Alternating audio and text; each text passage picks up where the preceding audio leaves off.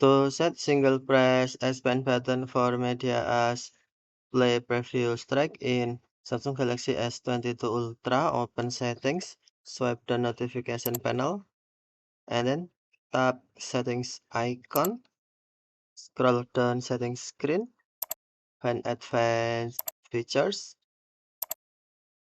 and then tap advanced features, select S Pen, tap air actions, scroll down the screen, and then on media tap single press menu, select play preview track. No single press S Pen button for media, set as play preview track.